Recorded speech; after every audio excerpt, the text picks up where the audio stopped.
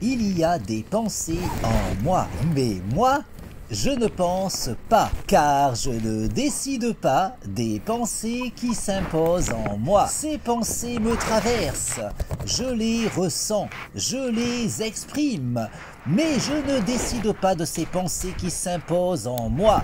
Ces pensées que je ne choisis pas, ces pensées dont je ne suis pas l'auteur, ces pensées qui me traversent en me donnant conscience du concept de l'absolu, parce qu'elles émergent de l'absolu et parce que l'absolu est. L'absolu est, il est l'être. L'absolu est immuable et autosuffisant. Il est la conscience absolue qui pense tout, qui pense le tout. La conscience absolue qui est l'être et qui pense l'existence, qui pense l'illusion du réel, qui pense mon existence, qui me pense moi. Moi, je ne pense pas et je ne suis pas, car je n'existe qu'en tant que pensée de la conscience absolue. La conscience absolue qui est l'être et qui pense l'existence, qui pense l'illusion du réel, qui pense mon existence, qui me pense moi et qui pense les pensées qui s'imposent en moi. Ces pensées que je ne choisis pas, ces pensées dont je ne suis pas l'auteur, ces pensées qui me traversent en me donnant conscience de l'absolu parce qu'elles sont pensées par la conscience absolue. La conscience absolue qui est l'être, la conscience absolue qui est immuable et autosuffisante, la conscience absolue qui est l'être et qui pense instantanément toute l'histoire de l'existence. La conscience absolue qui pense instantanément toute l'histoire cosmique, tout cet enchaînement causal qui s'écrit rationnellement, toute cette suite de causes et d'effets qui s'articule logiquement. Toute la causalité qui s'organise selon cette logique fondamentale qu'est la raison. Cette logique absolue qui transcende tout. La raison qui est dans les rouages de tout. La raison qui détermine absolument tout. De l'origine jusqu'à l'aboutissement.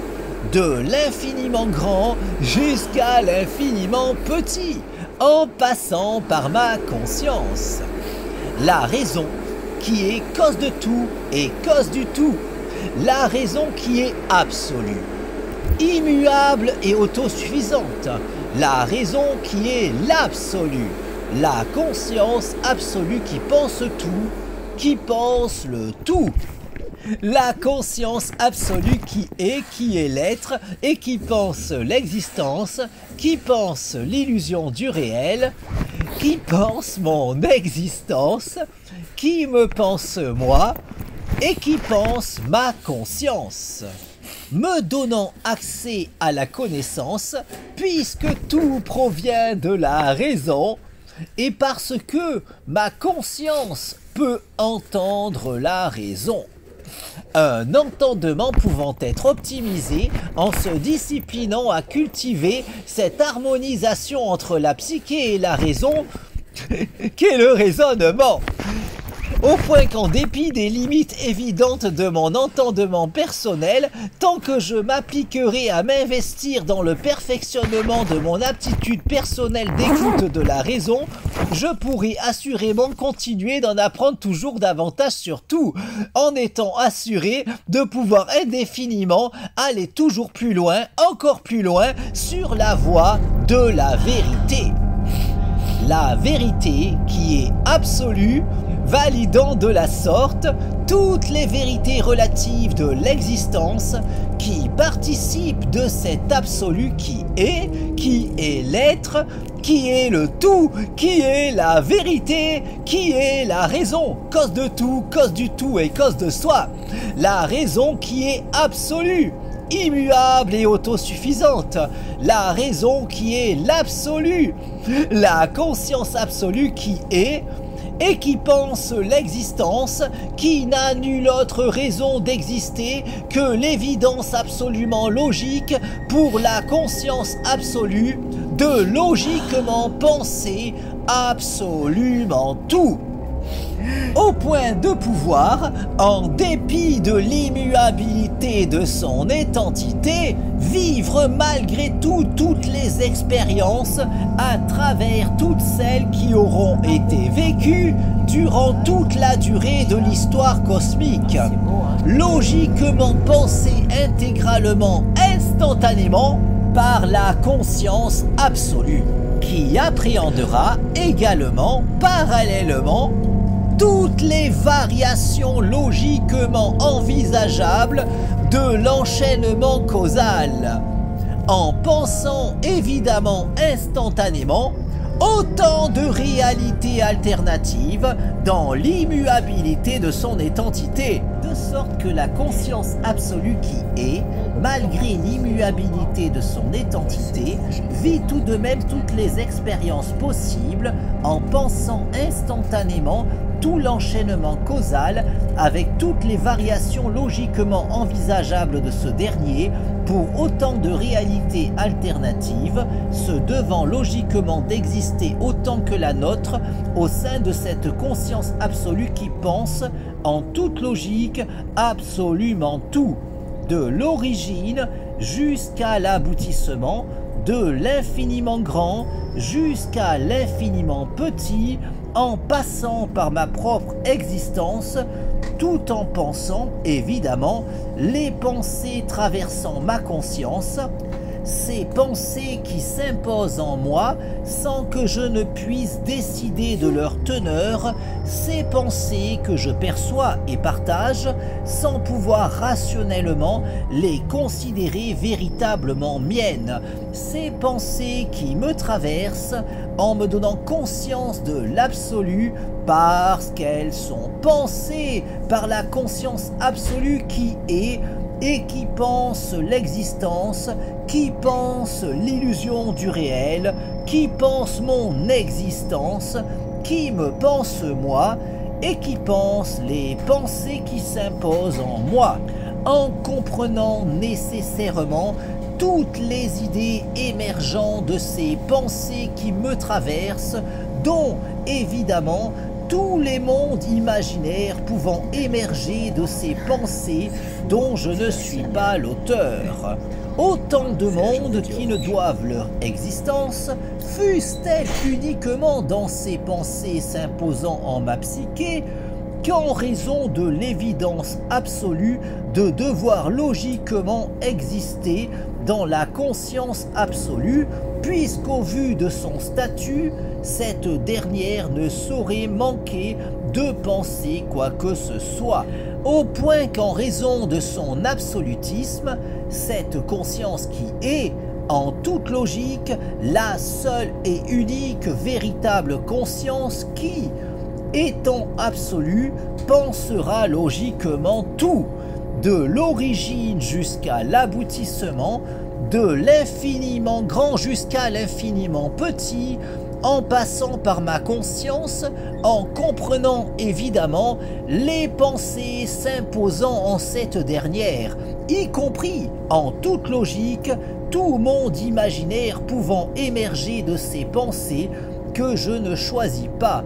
Autant de monde qui, en conséquence, ne saurait logiquement être moins réel que celui dans lequel j'évolue, un monde n'existant en vérité qu'en tant que pensée de la conscience absolue. Tout comme les mondes imaginaires peuplant ces pensées traversant ma psyché, des pensées logiquement pensées par la conscience absolue qui, en toute logique, pense évidemment tout. La conscience absolue qui est, tout en étant l'être à elle toute seule, et tout en étant également, en raison de son absolutisme, en toute logique, immuable et autosuffisante, au point de vivre toutes les expériences possibles et imaginables en pensant instantanément toute l'histoire cosmique avec toutes les variations logiquement envisageables de la causalité, en vivant les expériences de toutes les formes de vie qui se devront nécessairement d'exister au cours de ce devenir instantanément pensé dans son intégralité par la conscience absolue qui, malgré l'immuabilité de son identité, peut ainsi vivre toutes les expériences en pensant notamment les vies de tout un chacun d'entre nous, tout en pensant autant de mondes imaginaires qu'il aura pu en émerger d'autant de psychés au cours de l'histoire cosmique, légitimant l'existence de notre univers, tout comme les innombrables réalités alternatives de ce dernier, logiquement légitimées par les lois de la probabilité, ainsi qu'autant de mondes imaginaires qui auront émergé d'autant de psychés à travers le temps.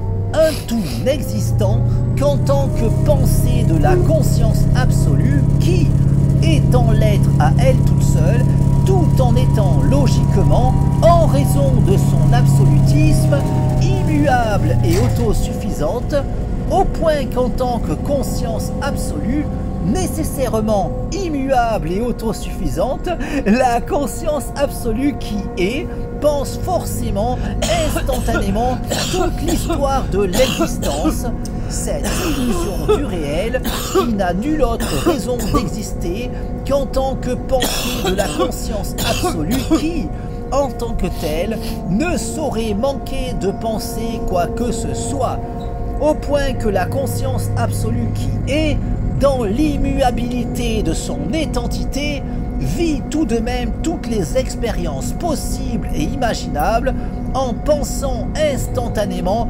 absolument tout, avec autant de mondes parallèles au nôtre qu'il pourra y avoir dans les imaginaires d'autant de psychés à travers l'univers, tout comme autant de réalités alternatives à ce dernier qui pourront se montrer logiquement probables selon les lois de la probabilité pour cet enchaînement causal écrivant notre histoire. Une causalité totalement structurée sur la raison, cette logique fondamentale qui détermine tout.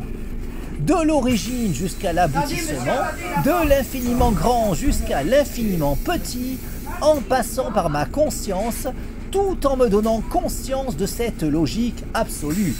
D'où ma propension à pouvoir évoluer vers la connaissance, puisqu'évoluant personnellement dans un monde fondé sur la raison, tout en étant personnellement capable de percevoir la raison.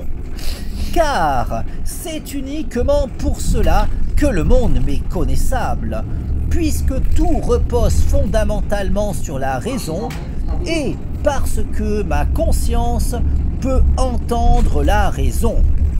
Cette logique qui, à l'opposé de cet avis trop souvent soutenu, ne saurait souffrir la moindre limite, de sorte qu'il ne saurait y avoir la moindre question pouvant échapper à ces lumières, puisqu'en raison de son statut de brique fondamentale de l'enchaînement causal, étant le moteur fondamental de la causalité, le rouage essentiel de cette suite de causes et d'effets, la raison est, en toute logique, ce qui détermine absolument tout, et ce, sans le moindre intermédiaire véritable, puisqu'elle détermine absolument tout, au point qu'elle ne saurait ignorer quoi que ce soit, pas même les raisons du cœur, même si l'on peinera davantage à aiguiser notre perception de la logique absolue lorsque l'on voudra employer cette dernière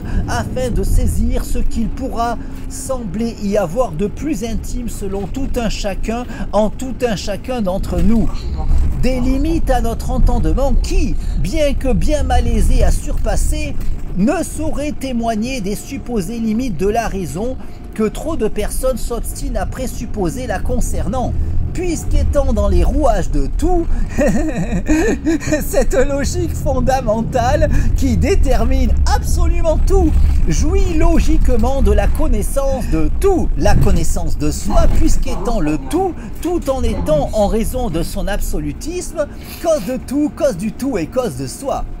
Au point qu'elle ne saurait ignorer quoi que ce soit dans le tout, quand bien même notre perception de la raison pourrait se montrer bien plus difficilement optimisable lorsqu'il nous importera de l'employer pour nous éclairer sur les questions concernant ce que l'on considère comme fondamentalement particulièrement intime nous concernant, même si, en raison de la nature de la raison, puisqu'elle détermine absolument tout comme en raison de la raison de notre capacité à connaître le monde, tout comme à optimiser notre connaissance concernant ce dernier, puisqu'alors qu'il aurait pu nous être totalement étranger, quand bien même le fait que le monde nous est connaissable a tendance à se trouver considéré comme un acquis allant de soi, au point qu'il est peu courant de s'interroger sur les raisons expliquant cette connaissabilité du monde à notre égard.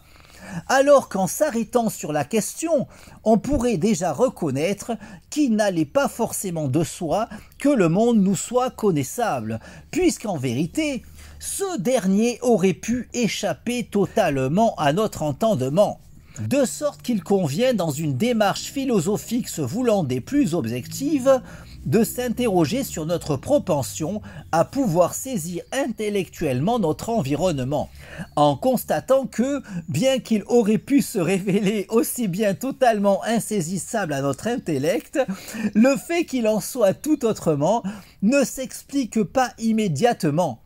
Alors qu'après avoir saisi le rôle de la raison, notre entendement saisira les raisons de son aptitude à pouvoir saisir intellectuellement notre environnement. Puisqu'en vérité, en toute logique, nous évoluons dans un monde qui nous est connaissable parce qu'il repose fondamentalement sur la raison et parce que nous bénéficions tout un chacun de la capacité d'entendre la raison, au point que ce sera uniquement en s'appliquant à cultiver cet entendement que l'on pourra potentiellement en connaître toujours davantage sur tout.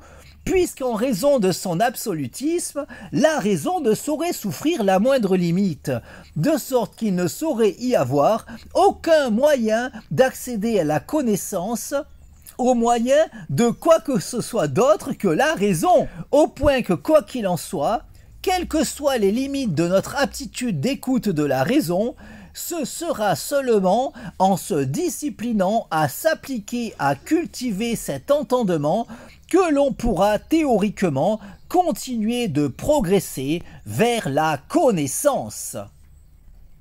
Aussi, tandis que j'évolue dans ce monde qui ne m'est connaissable que parce qu'il repose fondamentalement sur la raison et parce que ma conscience peut entendre la raison, cette perception de la raison qui m'entraîne dans cet enchaînement causal construisant l'histoire totale m'a permis en l'occurrence de pouvoir trouver le sens de la raison qui m'entraîne dans cette illusion du réel qu'est l'existence, au point de pouvoir à présent jouir de la lucidité suffisante pour pouvoir faire cette expérience de rêve lucide dans ce rêve qu'est l'existence, de façon à pouvoir décider de mon existence. Car, de même qu'en prenant conscience de mon rêve, je peux faire l'expérience de rêve lucide lors du sommeil paradoxal, de façon à pouvoir décider de mon expérience onirique. Ma lucidité de l'illusion du réel me permet de pouvoir faire cette expérience de rêve lucide dans ce rêve qu'est l'existence, de façon à pouvoir décider de mon existence. La nuit, je me couche en décidant de mon rêve. Le matin, je me lève en décidant de mon rêve. dans ce rêve qu'est l'illusion du réel. La nuit, je m'endors. En décidant de mon rêve, le matin, je m'éveille. En décidant de mon rêve, j'ai conscience de l'illusion du réel. Je peux faire l'expérience de rêve lucide dans ce rêve qu'est l'existence. J'ai conscience de n'être qu'une illusion. Dans ce rêve qu'est l'illusion du réel, j'ai conscience de cette illusion qu'est ma vie. J'ai conscience de cette illusion qu'est mon corps. J'ai conscience de cette illusion qu'est ma conscience. Ma conscience peut faire l'expérience de rêve lucide dans ce rêve qu'est l'existence. Ma conscience peut décider de sa sérénité. Je décide de jouir de la paix en moi, la sérénité dans mon esprit, l'harmonie en moi. Mon harmonie corps-esprit, mon harmonie avec toute chose, mon harmonie avec tout, mon harmonie avec le tout. Je décide de provoquer l'alchimie en moi, l'alchimie dans ma vie, l'alchimie dans mon corps, l'alchimie dans mon esprit, l'alchimie dans mon corps-esprit, l'alchimie dans le cours de ma vie, l'alchimie dans mon existence, l'alchimie dans l'orientation de mon existence. Je décide de cette illusion qu'est ma vie, je décide de cette illusion qu'est mon corps, je décide de cette illusion qu'est mon esprit, je décide de cette illusion qu'est mon corps-esprit. Je décide du cours de ma vie. Je décide d'orienter ma vie selon ma volonté, dans ce rêve qu'est l'existence. Je décide de vivre la vie de mes rêves, dans ce rêve qu'est l'illusion du réel. Je décide de l'orientation de mon existence. Ma lucidité de l'illusion du réel me permet de pouvoir faire cette expérience de rêve lucide dans ce rêve qu'est l'existence, de façon à pouvoir décider de mon existence. La nuit, je me couche en décidant de mon rêve. Le matin, je me lève en décidant de mon rêve, dans ce rêve qu'est l'illusion du réel. La nuit, je m'endors en décidant de mon rêve. Le matin, je me réveille en décidant de mon rêve. Ma lucidité de l'illusion du réel me permet de pouvoir faire l'expérience de rêve lucide dans ce rêve qu'est l'existence, de façon à pouvoir évoluer sur le chemin de l'accomplissement de mon moi, car davantage je cultiverai ma lucidité, davantage je pourrai aller plus loin, toujours plus loin, n'ayant nulle autre limite que celle que je m'imposerai, de sorte qu'en cultivant toujours davantage ma lucidité, je pourrai toujours davantage poursuivre mon cheminement sur la voie de l'ascension de mon moi.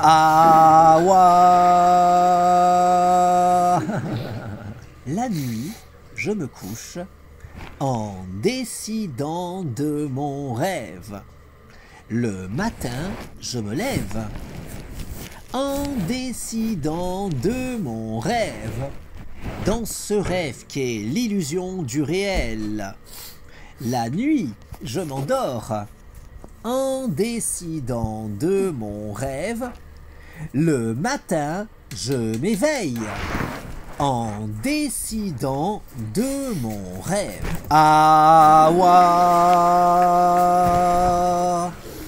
Ma lucidité de l'illusion du réel me permet de pouvoir faire l'expérience de rêves lucides dans ce rêve qu'est l'existence, de façon à pouvoir décider de mon existence. Je décide de cette illusion qu'est ma vie. Je décide de cette illusion qu'est mon corps. Je décide de cette illusion qu'est mon esprit. Je décide de cette illusion qu'est mon corps-esprit. Je décide de jouir d'une santé optimale. Je décide de jouir d'un corps en bonne santé.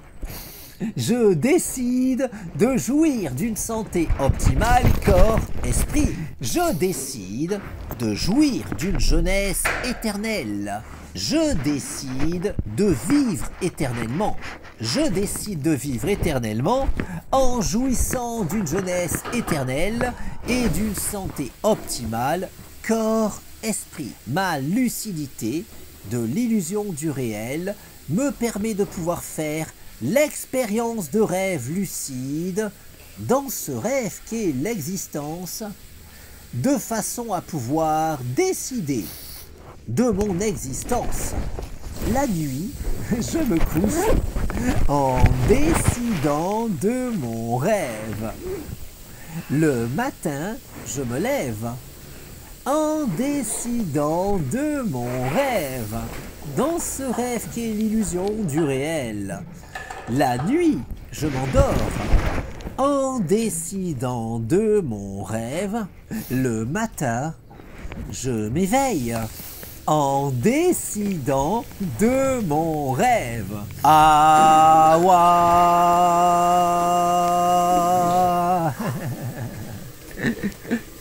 Ma lucidité de l'illusion du réel me permet de pouvoir faire l'expérience de rêve lucide dans ce rêve qu'est l'existence, de façon à pouvoir évoluer sur la voie de l'ascension de mon moi. Awa.